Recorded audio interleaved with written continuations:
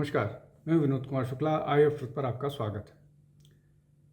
पंजाब कांग्रेस में चुनाव से पहले ये कह लीजिए कि लगातार उठापटक जारी रहती है। पिछला चुनाव से पहले जो सिद्धू और बाकी अमरिंदर सिंह के बीच रस्साकसी चल रही थी, अभी वो जो अमरिंदर सिंह ब्रार या अमरिंदर सिंह राजा वारिंग के अलावा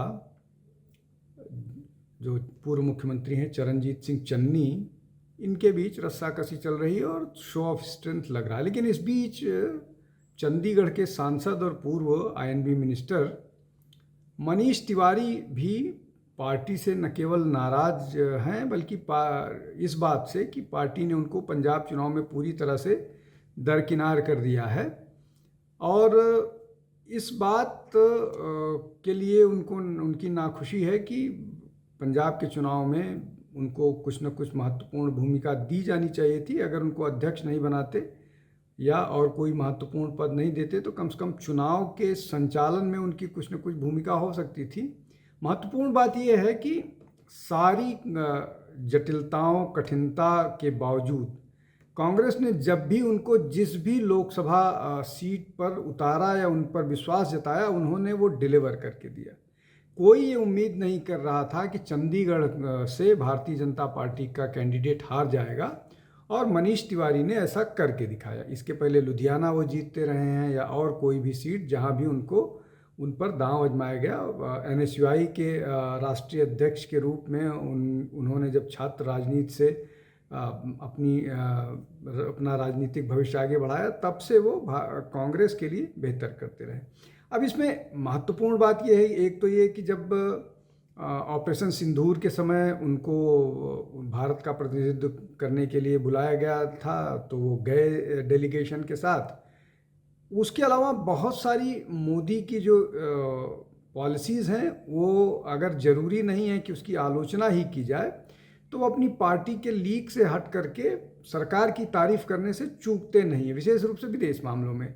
और ये बात जो है वो हालांकि वो बीजेपी की आलोचना करने से भी नहीं चूकते हैं, लेकिन कई बार जो समर्थन करते हैं वो जो है नज़र आता है, वो दिखता है। तो कांग्रेस में इसके प्रति नाराज़गी नज़र आती है। तो अगर कांग्रेस में इस कदर नाराज़गी नज़र आती है तो ऑब्वियसली उनको कोई जिम्मेदारी नहीं मिली है, लेकिन इसका नुकसान हो सकता है, ये बात सबको मालूम है। और राहुल मनीष तिवारी जो हैं वो वहाँ पर एक महत्वपूर्ण प्लेयर तो हैं ही। अब इसके अलावा जो दूसरा महत्वपूर्ण मसला है वो ये कि प्रधानमंत्री लगातार जेन जी से कनेक्ट होने की कोशिश कर रहे हैं। अब जेन जी से कनेक्ट करने की कोशिश में उन्होंने बहुत सारे तरीके अपनाए। अब ये जो कारण है वो ये कि जेन जी का जो प्रोटेस्ट दिखा और जिसके कारण धर्मेंद्र प्रधान को त्यागपत्र देना पड़ा, तो प्रधानमंत्री लगातार ये बताने की कोशिश कर रहे हैं कि वो जेन जी की भाषा भी समझते हैं और जेन जी की भाषा में कम्युनिकेट भी कर सकते हैं और जेन जी के इंटरेस्ट को और जेन जी के जो राइट्स हैं उनको संवेदनशीलता के साथ समझ रहे हैं और उसको लागू करने की कोशिश कर रहे हैं। और इसीलिए जो जेन जी के प्रोटेस्ट के बाद जो उनकी मांगें थी उसको माना गया। लेकिन इस पर जो है जो इस प्रोटेस्ट के लीडर थे वो उसको दूसरे ढंग से ले रहे हैं। उन्होंने जो अभिजीत दीपके हैं, शायद अभिजीत दीपके को इस बात का भ्रम हो गया है कि उन्होंने एक ऐसा आंदोलन जो है जिसमें धर्मेंद्र प्रधान के त्यागपत्र की हो गई, तो शायद वो इतने बड़े नेता हो गए हैं कि कुछ भी अनाप शनाप। हालांकि ये जेन जी के साथ ये एक समस्या है कि वो बोलने से पहले सोचता नहीं है या सोचती नहीं है। उनको लगता है कि यही सबसे बेहतर तरीका है, लेकिन कई बार वो जो दूसरी जनरेशन्स हैं उनको पसंद नहीं आता है।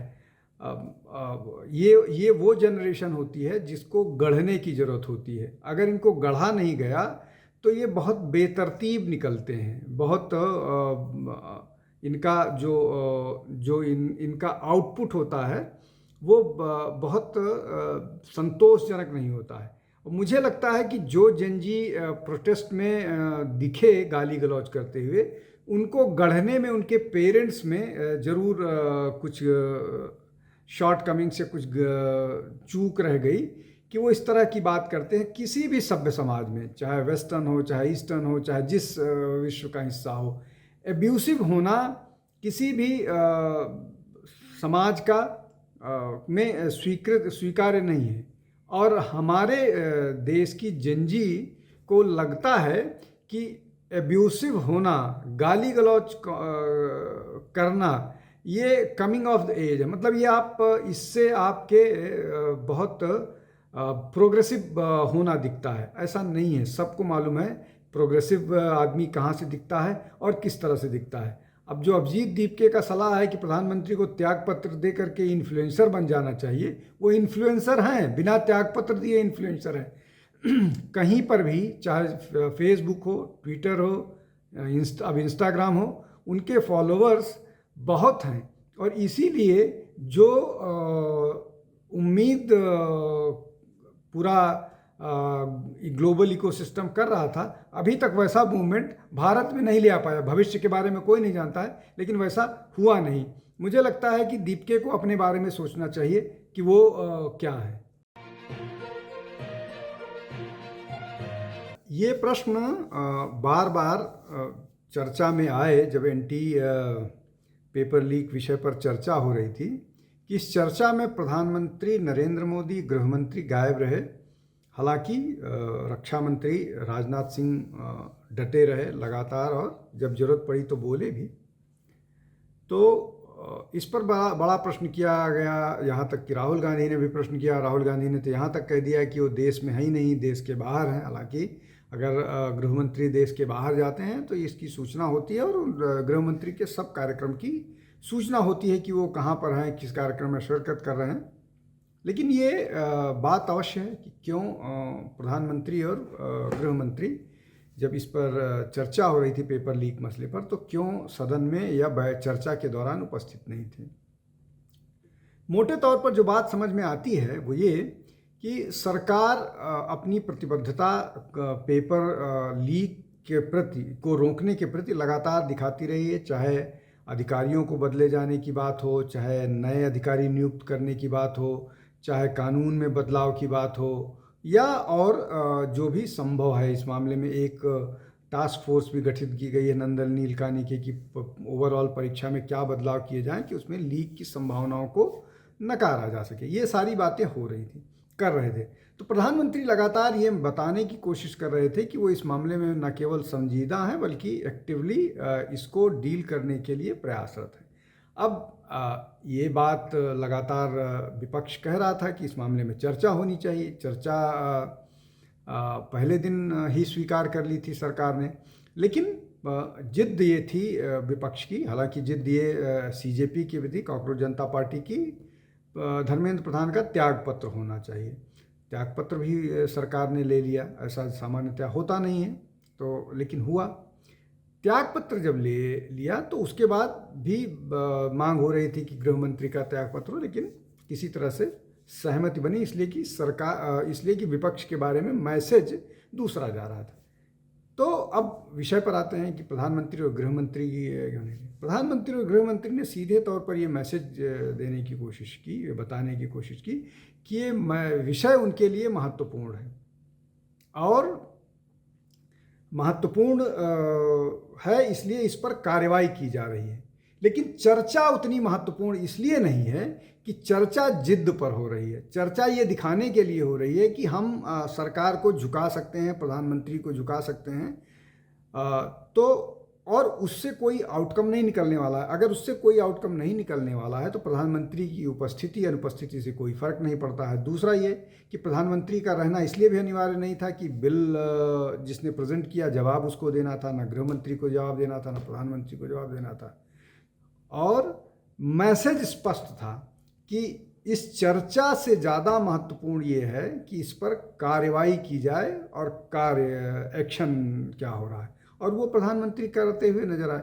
तो ये एक विपक्ष के लिए मैसेज था। अब इसके अलावा एक और बात ये है कि इस शिक्षा मतलब नीट परीक्षा में लीक को लेकर के जो चर्चा हो रही थी, उसमें राहुल गांधी ने लगातार ये बताया कि शिक्षा मंत्रालय जो है वो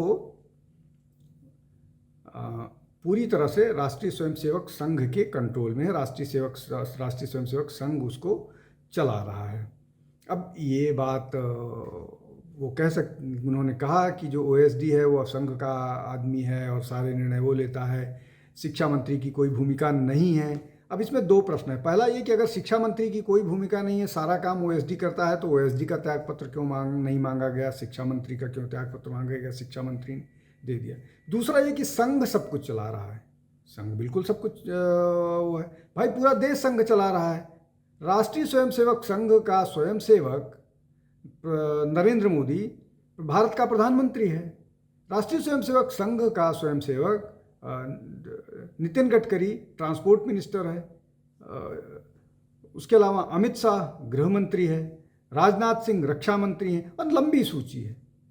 मुझे लगता है कि संघ के बारे में राहुल को अपनी जानकारी दुरुस्त करनी चाहिए। सिर्फ इस बात से कि वो संघ से घृणा करते हैं और कुछ भी अनाप शनाप बोलते रहें या कुछ भी बात करते रहें, बात उससे बनेगी नहीं। तार्किक तौर पर अपनी बात रखनी होगी, और वो कोशिश करते हैं लेकिन तर्कों का अभाव होता है, इसलिए कि संघ के बारे में उन्होंने पढ़ा नहीं है। जो हियर से उनके पास आता है उसी की बात करते रहते हैं। अब इसका एक और उदाहरण देता हूँ, कैसे कांग्रेस और राहुल गांधी इस मामले में एक बार और गच्चा खा चुके हैं या कई बार खा चुके हैं।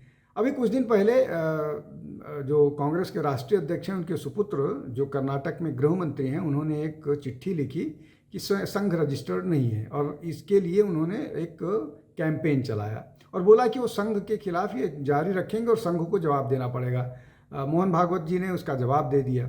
अब उसके बाद बावजूद इसके कि वो लगातार कोशिश कर रहे थे कि इसमें कुछ करें, वो कुछ कर नहीं पाए प्रियांक खड़गे, इसलिए कि उनको मालूम है कि जो जवाब मिला था वो संतोषजनक है, उसके आगे वो जा नहीं सकते हैं। संघ के कार्यालय से लेकर के जो खर्चे हैं सबका डाटा होता है संघ के अलग अलग संस्थानों के माध्यम से। अब ये जो बात कह रहे हैं राहुल गांधी, मुझे लगता है कि राहुल गांधी को भी अपनी जानकारी इस मामले में दुरुस्त करनी चाहिए।